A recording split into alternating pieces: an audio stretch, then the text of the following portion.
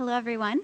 I'm Vanessa Parley. I'm Director of Research Programs at Stanford's Institute for Human-Centered Artificial Intelligence, or HAI, and a steering committee member on the AI Index. I want to give a special thanks today to the Council on Foreign Relations for partnering with us on this launch event for the AI Index, and especially Ambassador Froman and the rest of the Council staff. Before you hear from our distinguished panelists today, I'm going to give you a few brief highlights from the AI Index report to kind of ground the conversation. Okay, clicker is working. So for those not familiar with the AI Index, it's an annual report that provides unbiased, rigorously vetted global data for policymakers, researchers, journalists, executives, to develop a deeper understanding of the state of AI, especially as it continuously and rapidly emerges. The AI Index is led by a steering committee of a diverse set of individuals led by Jack Clark and Ray Perot, and the heavy lifting is done by Nestor Maslach and Loredana Fattroni, who is also here in the audience today. This year, we increased the research done by in AI Index staff, contractors, and students who are listed on this slide. So I wanted to make sure we gave a big shout out to them. They do a lot of great work for our report. And we partner with many data vendors in making the report what it is. So as you thumb through, make sure to check out where the data is coming from.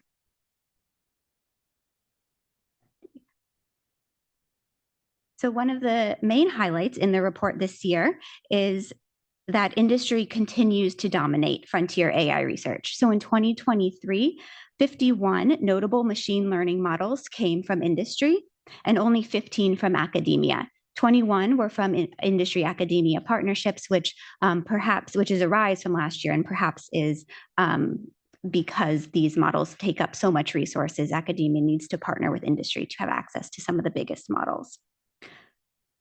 When you look at the data by region, United States is far in the lead in producing these big models, followed by China and the European Union and the UK. And foundation models are a subset of these AI systems that are trained on massive amounts of data and can be used as a foundation, as the word said, for some of these generative models, think ChatGPT, Gemini. And again, mostly made from industry. So a huge barrier in creating these models is the training costs. According to estimates developed in collaboration with Epoch AI, state-of-the-art models have really reached unprecedented levels. You can see the bars over in 2017 were quite low, but in 2023, they really jump up. It's estimated that OpenAI's ChatGPT or GPT-4 costs an estimated $78 million to train, and Google's Gemini costs an estimated almost $200 million. One concern with only certain players able to train such models is that there is no standardized way to evaluate them. So we're not clear on how to compare models from different organizations. So the AI Index team examined a selection of leading AI model developers and assessed the benchmarks on which they evaluated their models. So this chart across the top are 5 of the largest models, and then down the side is the benchmarks they evaluated their models on. And you can see 3 of those benchmarks all 5 organizations used, but there's some inconsistency across the rest of the benchmarks. And then when you look at benchmarks that really look at responsibility, there's even less consistency. So Truthful QA is one of the most used benchmarks with 3 out of the 5 people using it.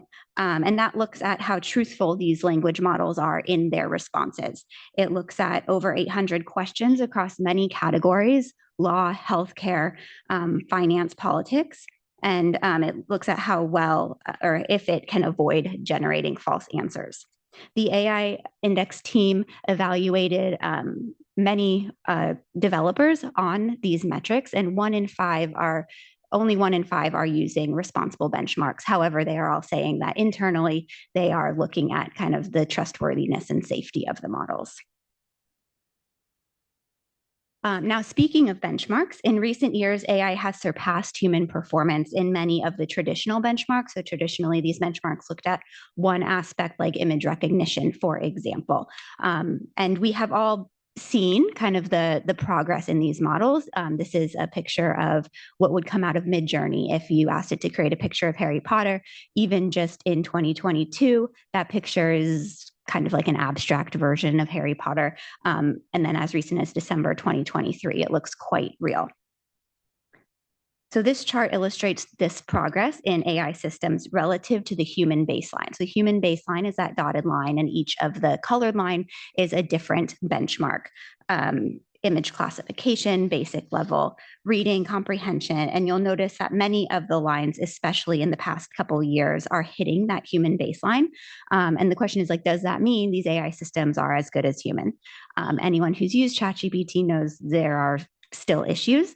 And researchers are looking at and evaluating how can we come up with some better benchmarks to measure these systems, especially as they move into multimodal systems. So not just language, but language and image or language and audio. So one example of this new benchmark is called the Massive Multidiscipline Multimodal Understanding Benchmark, kind of a lot to say, MMMU.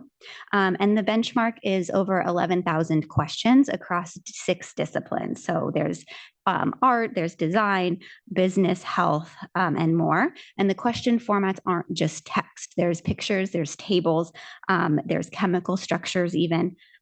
And this is one of the most demanding tests that we have right now of our AI systems. As of January, the highest performing model on this benchmark was Google's Gemini that scored an accuracy rate of 59%. So again, if you remember back to that human baseline chart, a human baseline is usually around like 80 or 90%. So around AI investment, private investment in AI peaked in 2021 and has since kind of decreased or remained stable over the past 2 years. However, if you pull out the generative AI data from that, it shows quite a different story. So despite overall decline in AI investment, funding for generative AI specifically surged. And these are some examples of those investment activities. So Microsoft invested $10 billion in OpenAI. Amazon invested $4 billion in Anthropic, an OpenAI competitor. Cohere, which is more of a startup looking at large language models for enterprise, had a $270 million Series C funding round. And if you look at this data by region, the United States is widening that gap. So in 2020, between 2022 and 2023, China and the EU and UK had a decline in private investment. In that same time period, you can see the United States actually is increasing by about 22%. And over the past 5 years, and even most recently, I'm sure you all have been in some of these types of conversations where we're wondering, what are the productivity gains of this technology? And this past year, there have been a few studies that specifically look at this type of question. So this is a study from Microsoft that looked at software developers using their tool Copilot. So some of the team used this AI tool, some did not. And the folks who did have access to the AI technologies were about 25 to 73, depending on the task percent, more productive than those who did not. A study on the impact of AI in legal analysis showed that teams with GPT-4 access improved significantly on efficiency and quality across various legal tasks, especially contract drafting. And this chart shows the improvement observed in a group of law students who utilized GPT-4 compared to the control group.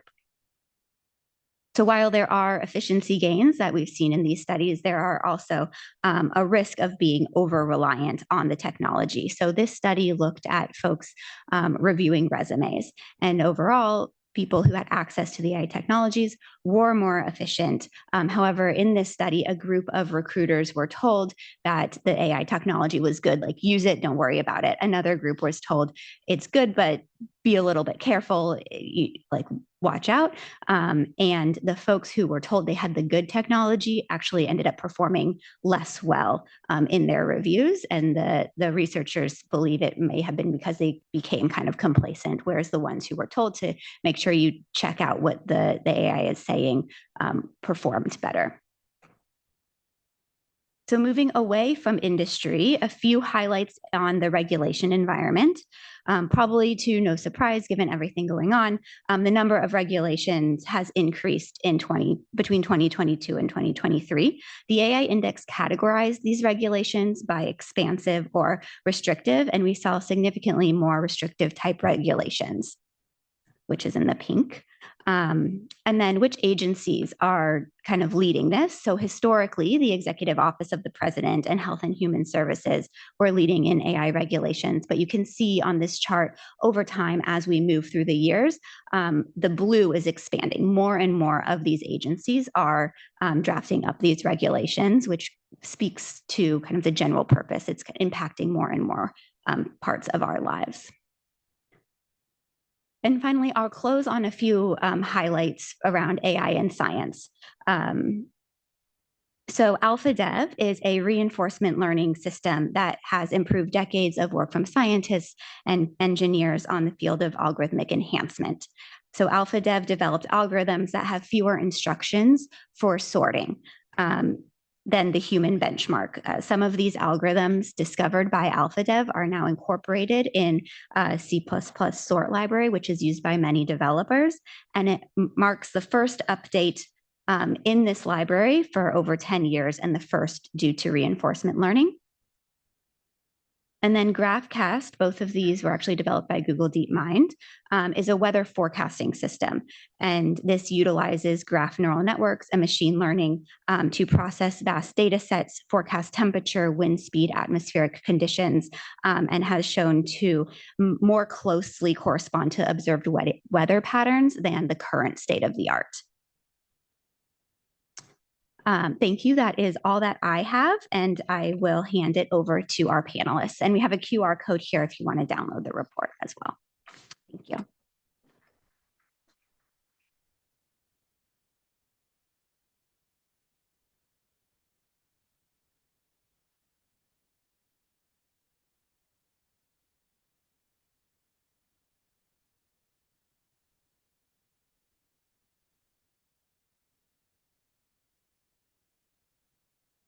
Did it all wrong.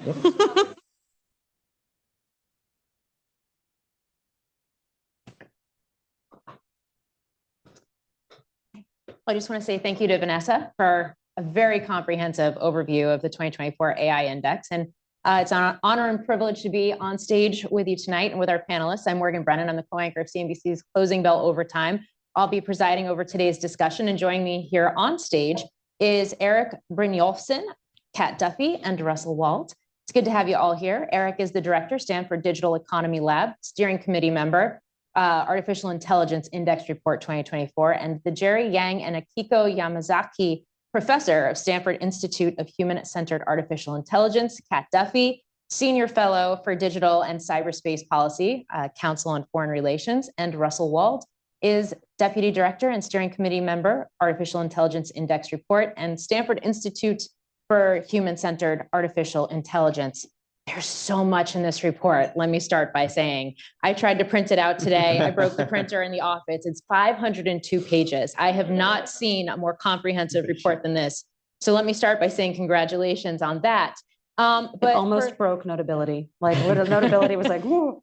But perhaps we can start, and Eric, I'll send this first question to you to sort of set the stage in terms of what went into the 500 plus pages of this report and the fact that you hit so many different key elements of AI and where we're at and where we're headed in the process.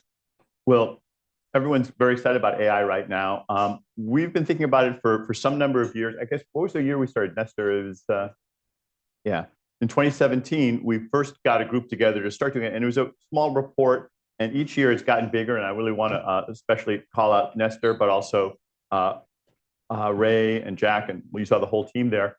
So with the support of HI and a lot of other organizations, we've continued to make it more comprehensive. A lot of people have been gathering data. We see ourselves as a sort of repository to bring this stuff together. There was nothing like this when we first created it. And I just, honestly, out of my own personal interest, I wanted to know what's going on with technical benchmarks, what's happening in the economy, what's happening in business. And there was no way to find all of this. And I knew that a lot of other people had the same question. So we put together this resource to do it. And this is the biggest, the best, most comprehensive one ever. I think maybe next year's chart, we should have one of the charts be the number of pages of the AI index going right alongside the others. Did you run any of the data or any of the findings through any of the AI models? No, it's human generated and gathered. And so there's a team of experts that are doing it. Of course, the underlying data is based on a lot of different kind of benchmarks, which have AI in them. But as far as I know, we didn't use AI to do any of the tech. Did we, Nestor? Okay, there you go. He's fessing up. It is amazing to me, though, Russell, just, I mean, if we go back to the charts, it's the huge step up in capabilities, but also simultaneously this huge step up in investment in generative AI specifically, and the soaring costs to develop these foundational models and large language models. I would imagine the two are going hand in hand, right? Yes. Which came first? I think the soaring cost is what's really causing this significant demand. What we have here is we have what we refer to as foundation models. Foundation models are trained on a large amount of data, and they have an extraordinarily significant amount of compute. So if you go back to what Vanessa presented earlier, that's really a stark thing to go from Google spending $930 5 years ago to now they spent almost $200 million on these models. And just the difference between that is so significant. That it sends a couple of signals. One, who has a seat at the table and is able to develop these? Right now, you have a limited set of organizations, probably about 5 companies in the world that can really take the time and have the resources to be able to do this. And it makes policy as well as other areas of scientific discovery and research, it puts it at a little bit of risk. So the ecosystem is very tilted right now towards industry, and they should keep doing what they need to do.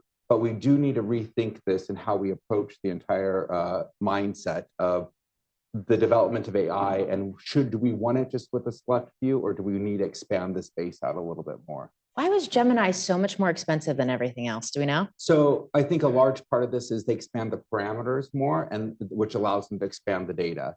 And it becomes much more cost intensive as you need that much more data and that much more compute. Can I just say a little bit about that as well? Sure. One of the regularities that was discovered about 4 years ago, something called scaling laws, that if you just make the model bigger, you have more compute, more data, more parameters. If you just increase all of those 3 items proportionately, you get predictable improvements in the quality of the models, you get less error rate. And so what they've been doing is working their way down those scaling laws by having more of all 3 of those. And so far it's been continuing. No one knows for sure if it's going to continue forever, but the bets they're making is let's crank it up another notch or another 10x or another 100x. And that's what's driving a lot of these economics. Kat, you're immersed in this world. I wonder what really stood out to you, and there's a lot in this report, but I wonder what really stood out to you, especially given your insights on the intersection of technology and policy. Well, I first want to say congrats, right, to HIA. It is, as you all said, an incredibly comprehensive report.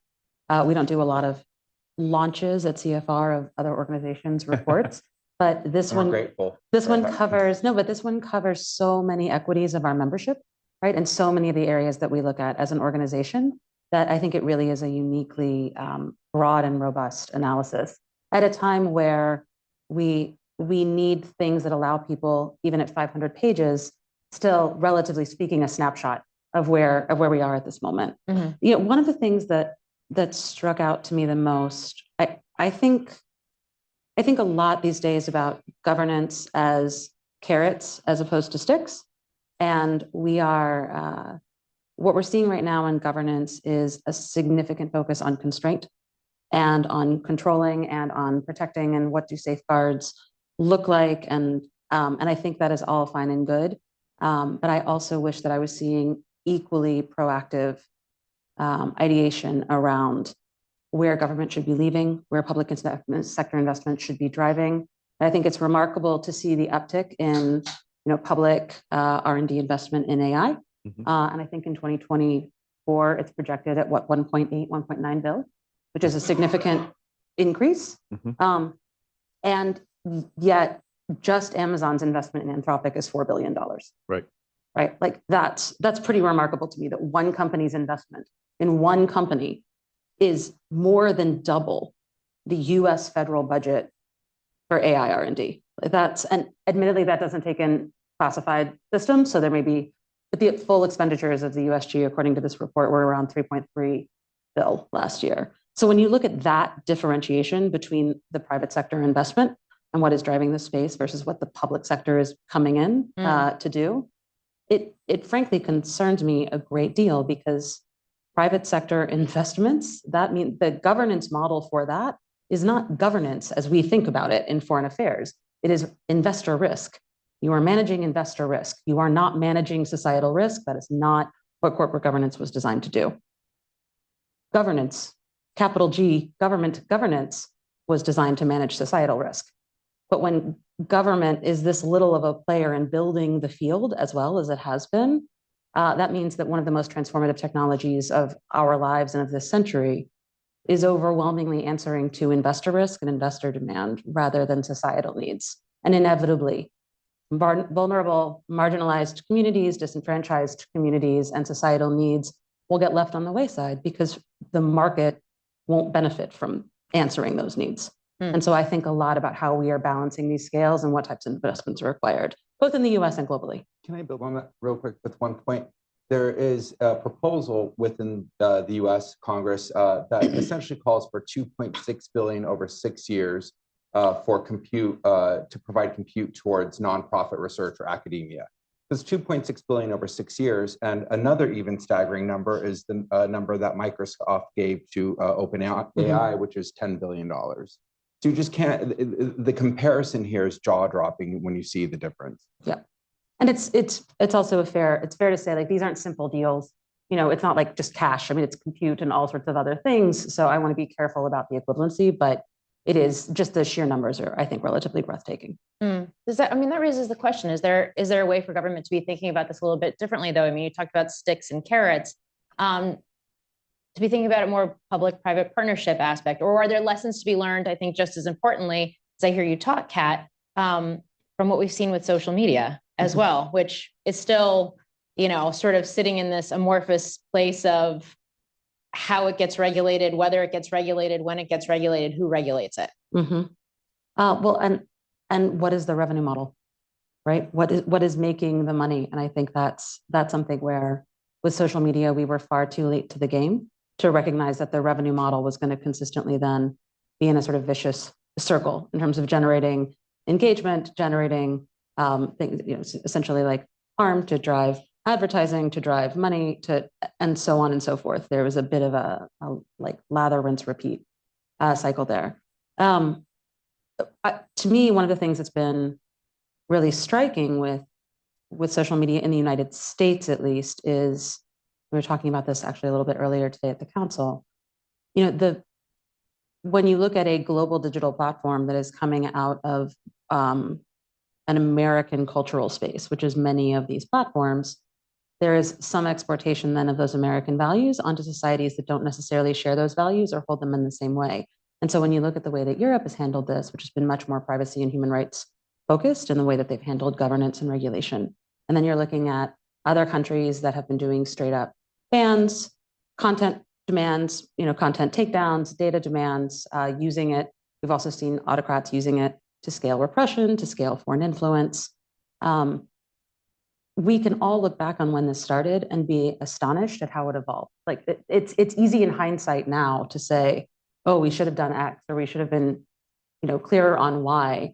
But the enormity of what we don't know about AI and how it will propagate in the world and what the use cases will be, I'm heartened by how much faster the uptick has been in governance and policy conversations on AI. It's been much faster since ChatGPT came out, basically, than anything we saw in, not just in social media, but in cybersecurity, like in all sorts of sort of emerging tech areas.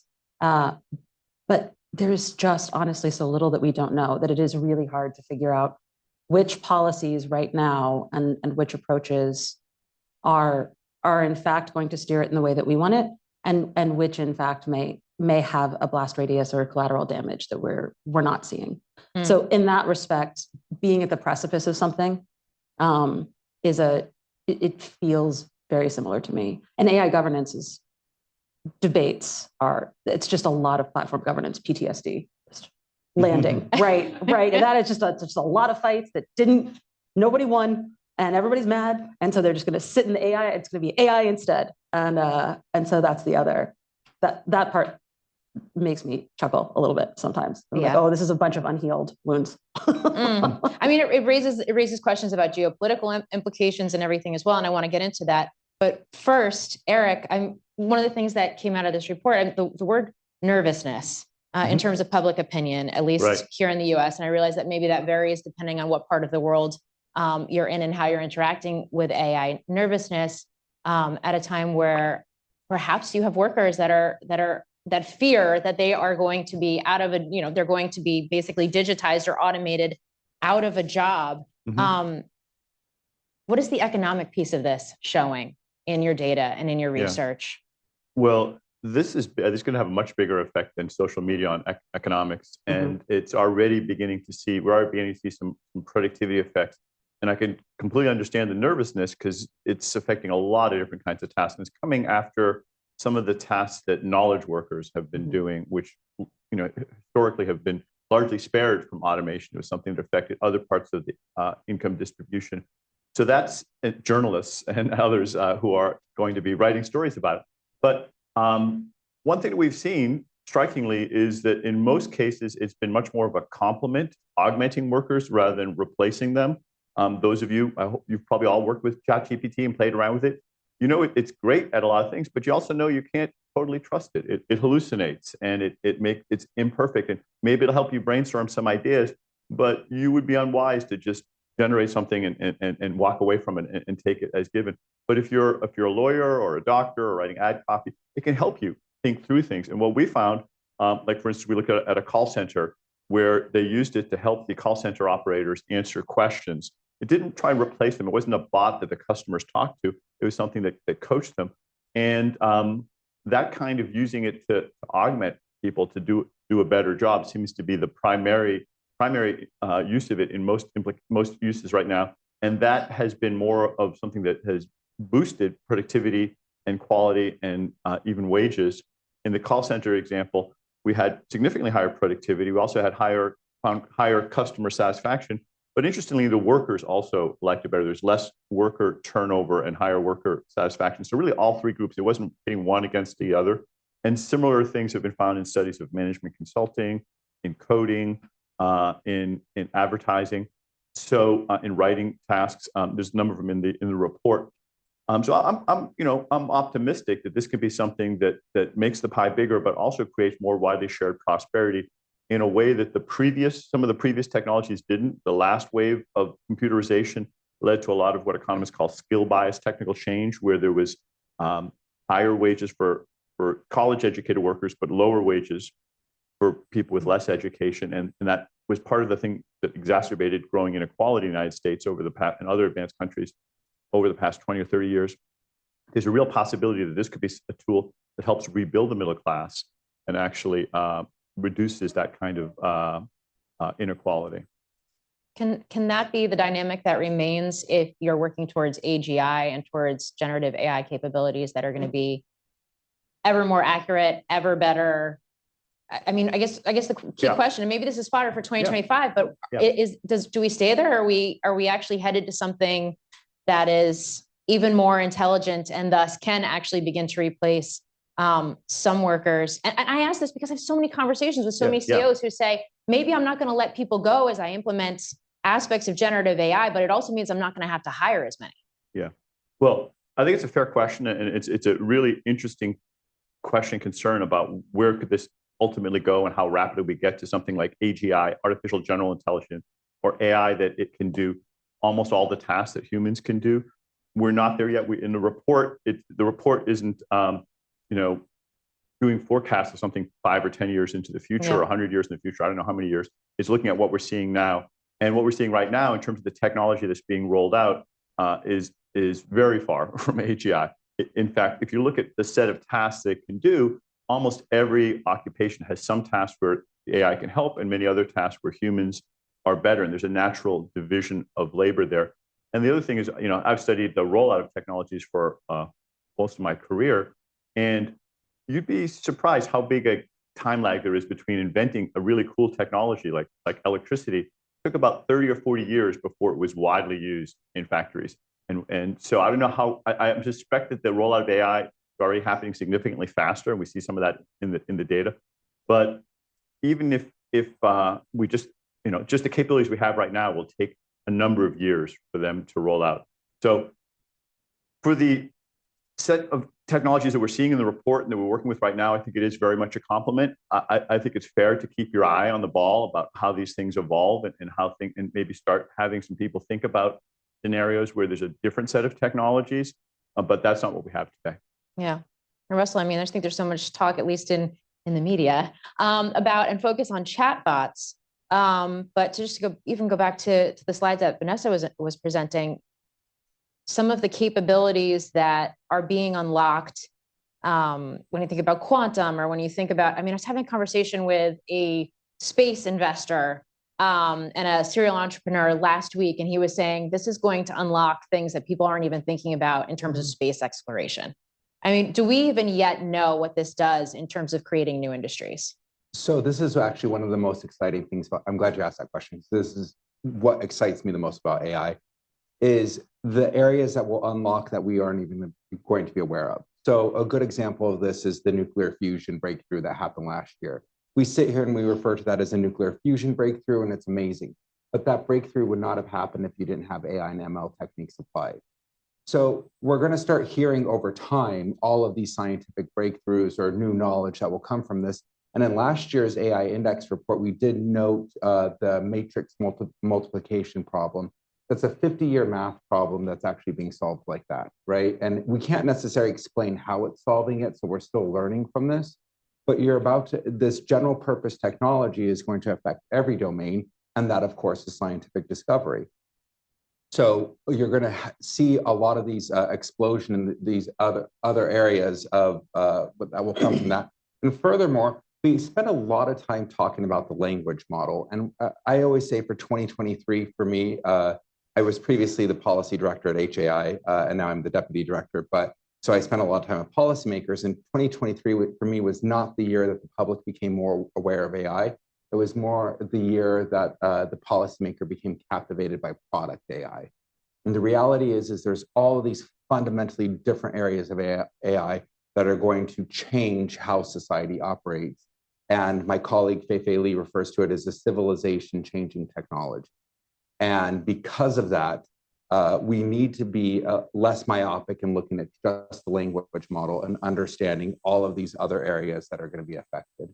Kat, I see you nodding your head, and this kind of brings me back to the geopolitical elements of this, because certainly in Silicon Valley, one of the heated debates we've seen, it's arguably been a little bit more bifurcated, at least in terms of the coverage of it, than perhaps reality. But it's been this debate about accelerationists versus doomers. I think maybe the terms have even changed since then, since a couple months ago. But this idea that, like, if you regulate or put guardrails on or approach AI as responsible AI, then you're potentially holding back the innovations and the capabilities and the possibilities of AI at a time where, at least from a US and American standpoint, adversaries on the world stage, most notably China, are also working on their own capabilities, because this is, what was the term you just used? Civilization-changing technology. Yes. Yes. I think it's impossible to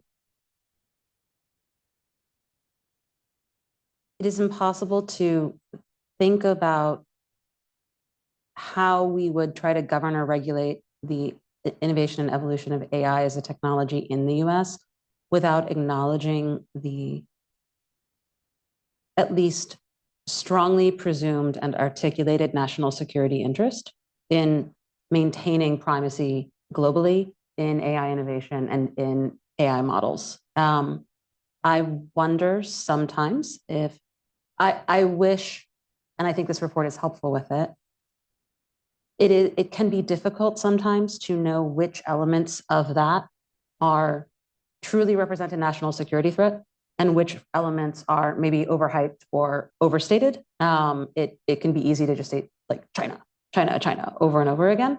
And so I sometimes I get concerned that we need to be breaking down that analysis a little more critically and a little more carefully, and the components of that analysis are built into an understanding within the IC, like within the intelligence community and within sort of classified spaces that the public doesn't have access to.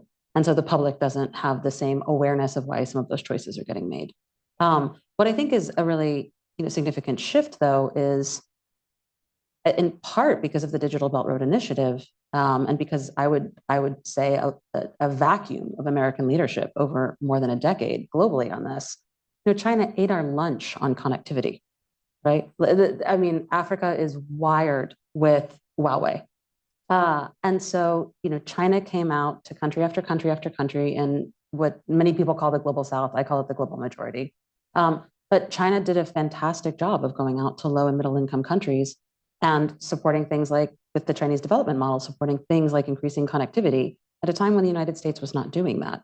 And China has been on a very, very full-on and strategic offensive around the political discourse as well in digital governance, and has really tied concepts that come from China to broader concepts of digital sovereignty, of countries having their own rights and their own agency, and of the SDGs as opposed to civil and political rights, which is very much where the United States, I think, has historically lived in its geopolitical narrative on some of these issues.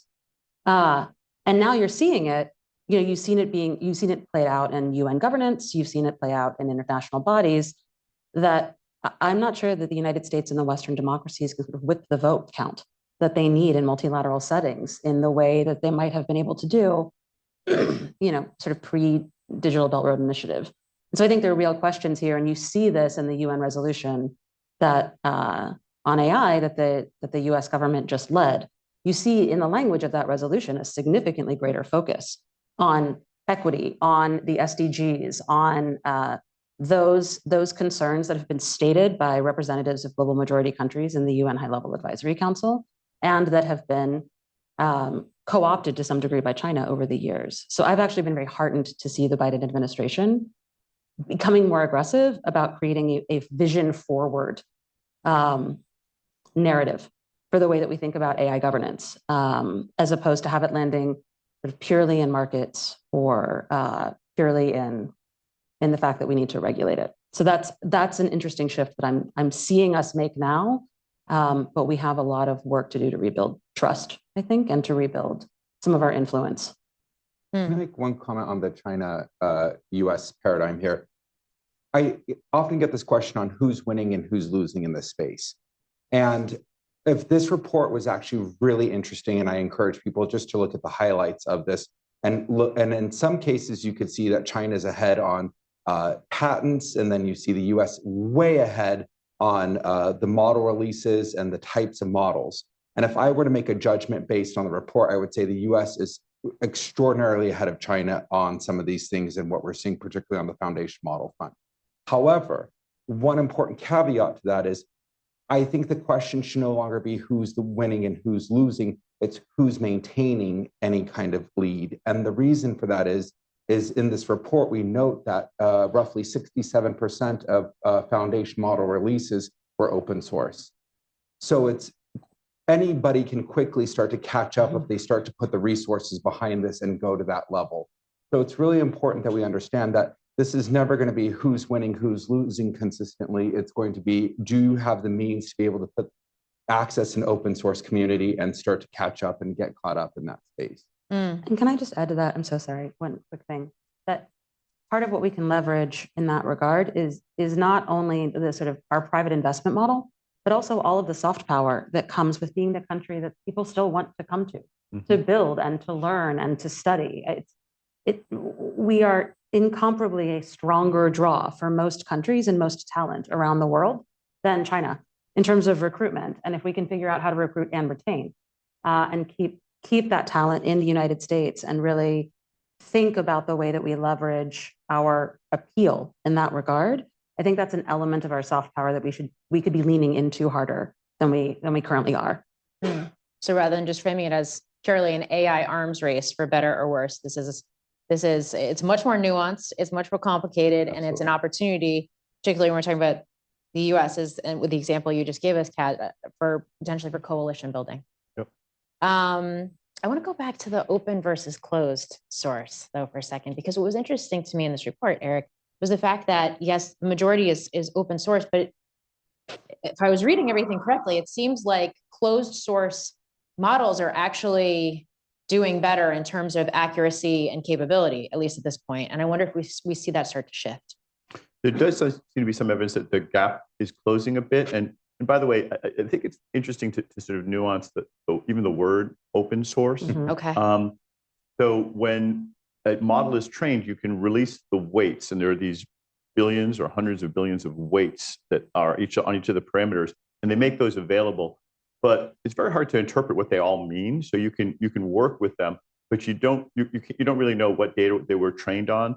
So there's layers of openness. A truly open model would also reveal all the data that all the information that went into it and so forth. And it's rare to see that. So most of them have the weights open. So you can do some limited building on it, but you can make a case that it'd be nice to have it even more open and researchers could work with it in a richer way.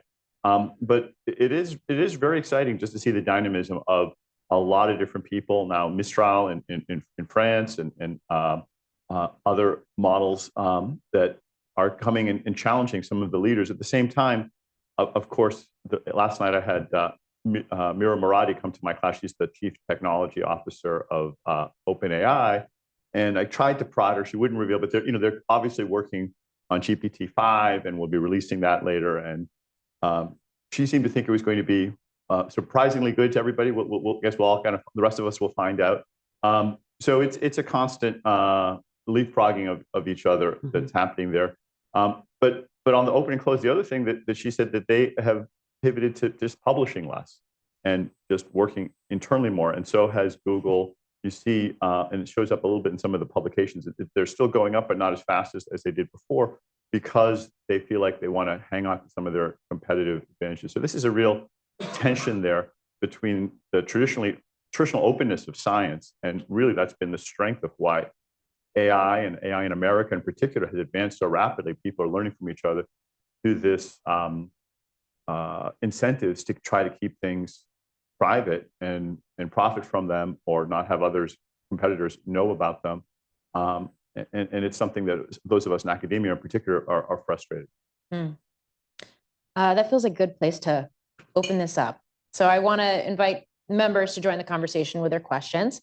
This is a reminder that this meeting is on the record. And so we're going to start with a question here in the room. Yes, sir. Very much. I'm Andrew McLaughlin. I'm an AI builder and investor.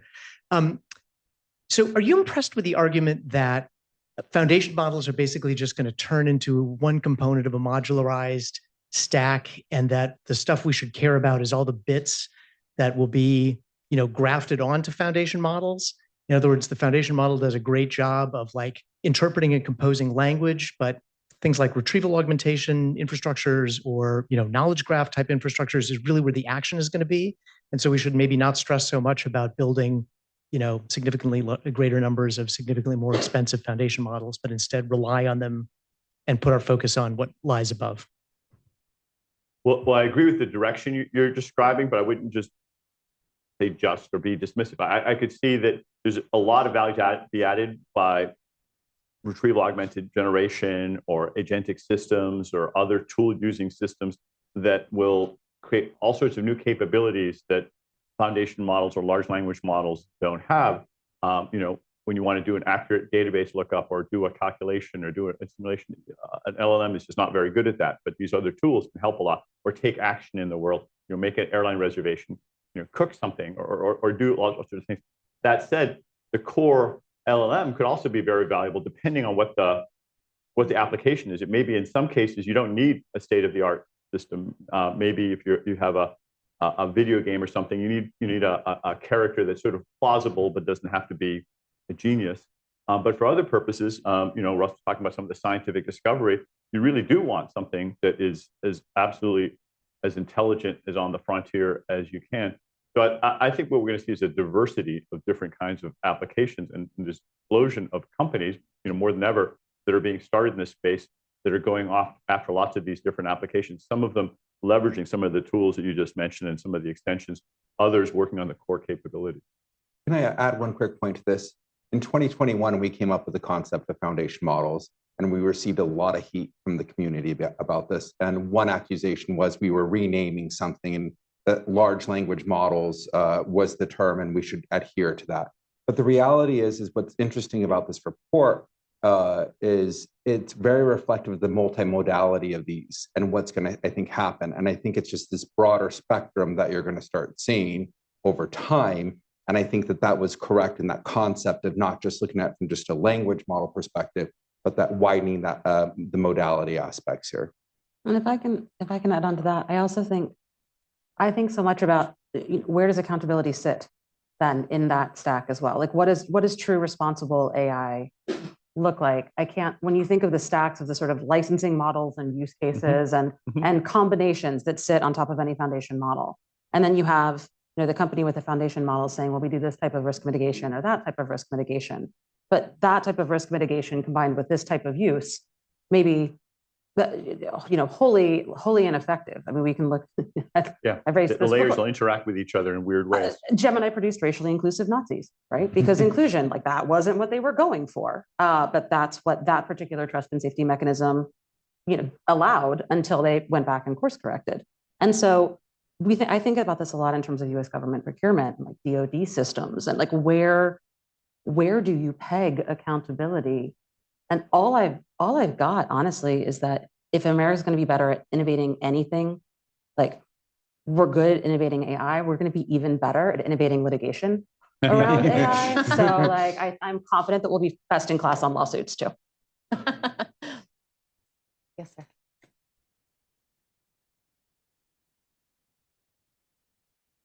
Hi, I'm Manish Walther-Puri. I'm an Exeger.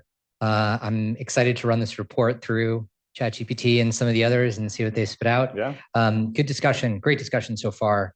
I don't often mention this, but it's very relevant here. I used to be the director of cyber risk for the city of New York and thought a lot about vulnerabilities and cyber exposure to marginalized communities. So your point about us managing societal risk, kind of mistaking that for investor risk is a very interesting one. A lot of lessons from cybersecurity. So here are my two questions related to both of this. The first is, if that is true, and if we can't change that immediately, then should we be managing AI risk through investors? Like, should SEC be the tip of the spear on regulation here? They know how to do that. I'm being a little bit facetious, but not really. It's a genuine question. Second, related, is I think a lot about the supply chain of generative AI, where the choke points are, where the vulnerabilities are, fragility. And we have a similar problem we see coming around. Everyone's paying attention to hardware, compute, semiconductors, but things around like open source packages. I think people know that TensorFlow and, some of the others are developed by these large companies, but then there's others that everyone's really dependent on that are maintained by a community. How do we think about the risk exposure from there and minimizing that as we go forward and think about the frontier models and the explosive growth that we're about to experience? Thank you. I mean, I guess I'll maybe speak to the first point, and I don't want to dominate the question. I think, we did a panel here a couple of weeks ago with the current head of responsible AI for New York City, as well as the former chief administrative officer, I think, who basically was the one who took all of the administrative hearings online during COVID. So we were really talking about the different ways of doing technological transformation in New York City. And so to me, one of the ways when we think about, I actually would love to see deeper and broader engagement, not just with the SEC, but also looking at CFIUS, right? Getting a better clarity on what CFIUS is actually analyzing and what it's not. What does foreign direct investment look like in this space, right? Because so much of this money is coming in from private capital, and there's a lot of opacity around exactly what that capital is and what the intentions are behind it. So personally, I feel like we would benefit from significantly less opacity right now in private funding, and more up to date rules as well around disclosures for something like SEC. But I also think there's really interesting work that can be done with government, and you see it to some degree, I think with the AI EO, around building markets as well that would reward some constraint. So if New York City, right, which has its own market and economic power, comes out with, it has its own standards for what it is going to require under its own procurement, that's actually a pretty powerful force for shaping industry and shaping different builds and different applications. It won't be the end all be all, but you combine that with the federal government, with California, and you start to incentivize markets to operate a little bit differently in a way that rewards some of that investor risk while balancing the safeguards. So I think there's some interesting work that can be done there. I also think there's an enormous amount of really fascinating work that can be done on private-public partnerships to this question of inequity. So New York City, for example, has 311 calls. 311 calls are something that AI is probably pretty good at automating, right? Significant elements of that as well. And my understanding is that New York has a legal obligation to serve up 311 calls or provide 311 services in 11 languages. And one of those languages is Haitian Creole. Well, who do you think has more economic capacity to truly support good testing and good fine tuning against Haitian Creole? Haiti or New York City? And so what does it look like when we think about economic opportunity in, God help Haiti right now, but when we think about what a public-private partnership might look like, where New York City is working with one of the leading companies really on fine tuning and making Haitian Creole and 311 an excellent product and an excellent tool. And then we think about foreign assistance and we think about how the State Department, right, or USAID, but then take those investments and translate them into, a gift, a grant, aid, foreign direct investment that would then incentivize the use of AI in that country with a minority language. That's where I am hoping we're going to be going, is like more creative, more thoughtful ways about how to maximize different investments and manage those inequities in that same way. I feel the same way about community-based red teaming. I think there's enormous opportunity for doing red teaming with marginalized communities that city governments can power in really fascinating ways. And so I think it's more about really trying to get creative in how we think about solving it, as opposed to just looking at the markets to do it. Sorry, that was a long answer. And we're going to take a virtual question right now. We'll take our next question from Steve Hellman. Mr. Hellman, please accept the unmute now prompt.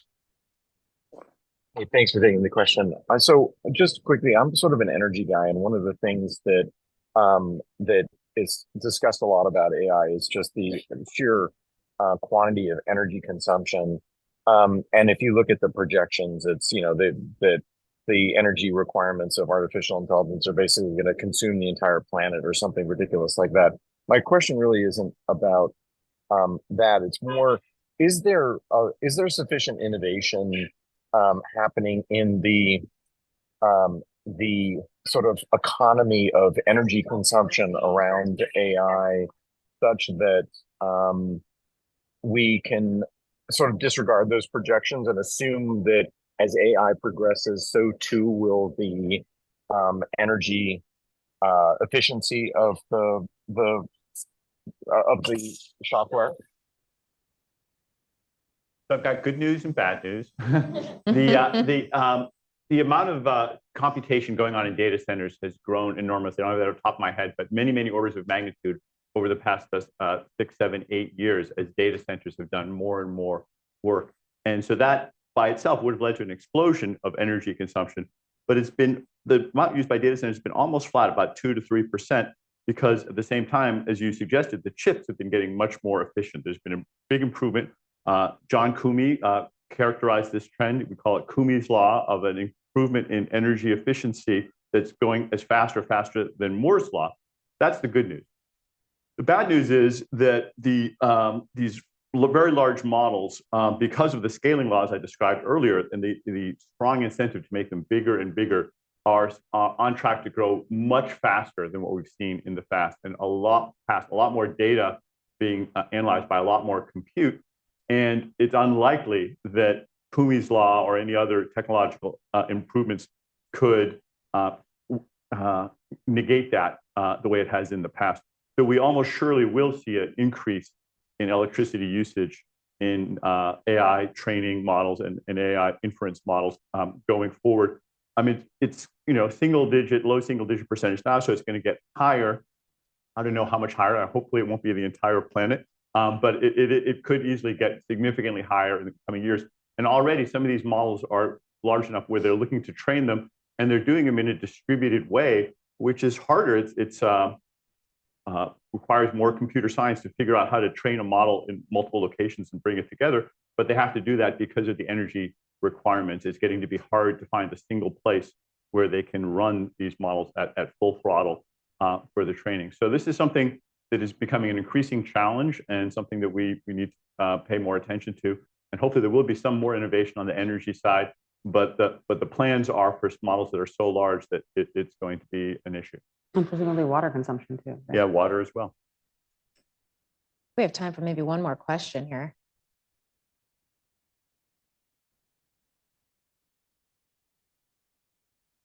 I'm David Shatsky. I'm with Deloitte. I'm interested in the question of the national competition around AI. And I wonder if the panelists have a view about what the real benefits are of national leadership in this technology and what the consequences are of being number 2 or number 3, and therefore the policy implications of trying to secure the number 1 position.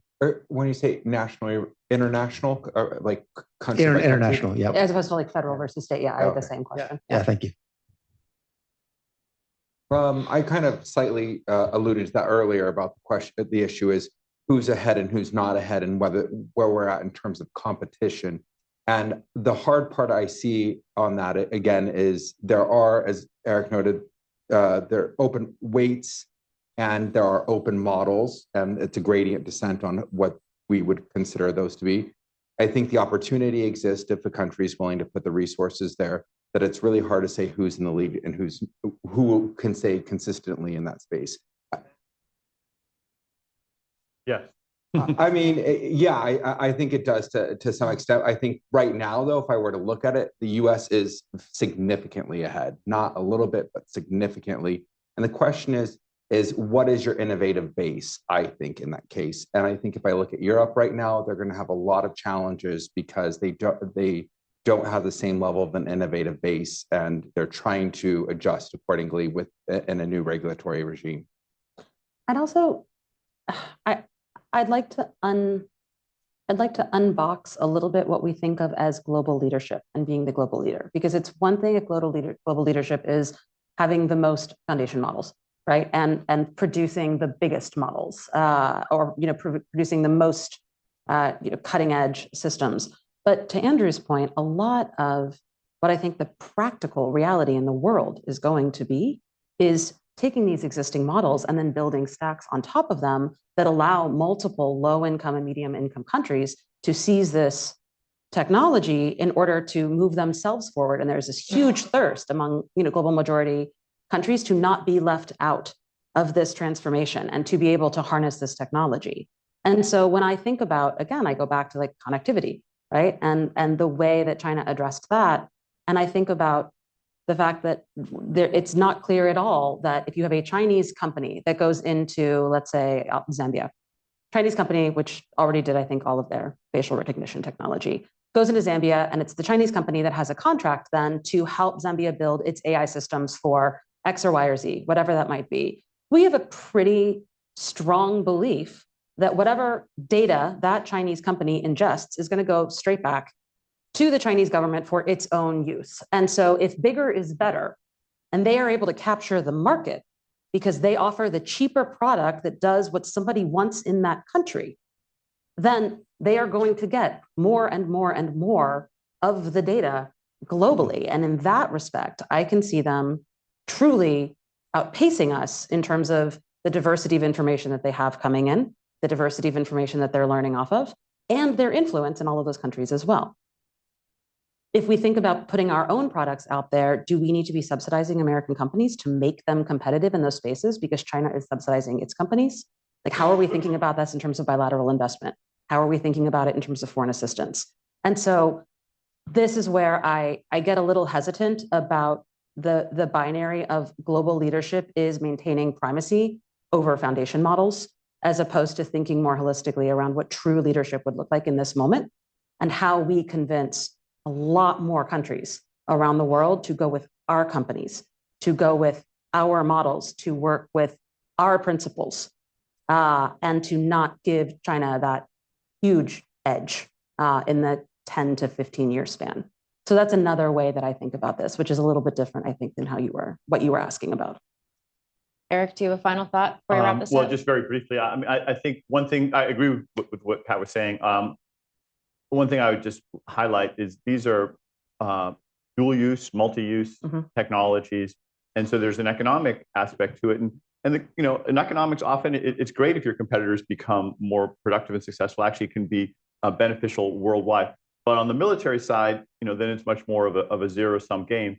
And there is a real concern, I think, that as seriously as the United States is taking the AI threat and opportunity, it's not taking it seriously enough. The speaker a week ago at my class was Eric Schmidt. I don't know if he's come and spoken here at the Council on Foreign Relations, but he's pulling his hair out trying to get the national security establishment to take AI even more seriously, because it is something that can be a real game changer in military competition.